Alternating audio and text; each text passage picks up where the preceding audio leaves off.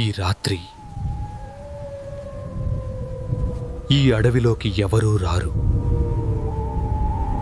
ఈ గ్రామం వాళ్ళందరూ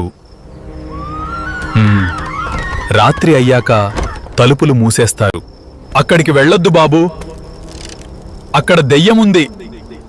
నేను భయపడను తాతయ్య. అందరూ భయపడే ఆ అడవిలోకి అతను ఒంటరిగా అడుగుపెట్టాడు. లోపలికి వెళ్లే కొద్దీ చీకటి ఇంకా గాఢంగా మారింది. అక్కడ ఏదో సహజంగా లేని విషయం మొదలైంది.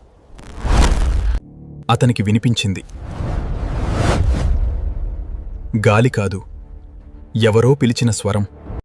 అతనికి తెలియకుండానే ఎవరో అతని వెనక నడుస్తున్నారు. తిరిగి చూసినప్పుడు కాని అక్కడ ఏమీ కనిపించలేదు. కాని ఒక్క క్షణం అతని నీడతో పాటు ఇంకొక నీడ కూడా కదులుతోంది. ఆ నీడ నేల నుంచి పైకి లేస్తోంది.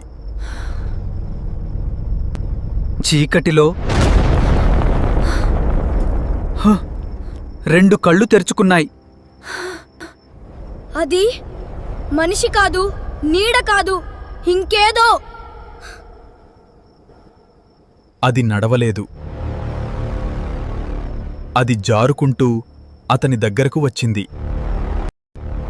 అప్పుడు ఒక గంభీరమైన స్వరం వినిపించింది. ఎందుకు వచ్చావు? అతని గుండె బలంగా కొట్టుకుంటోంది. మాటలు రావడం లేదు.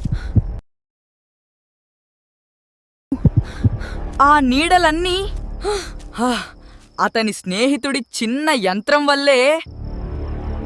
మొదట కోపం, కానీ తర్వాత నవ్వు ఆపుకోలేకపోయాడు. అతని స్నేహితుడు మాత్రం ఇంకా నవ్వుతూనే ఉన్నాడు.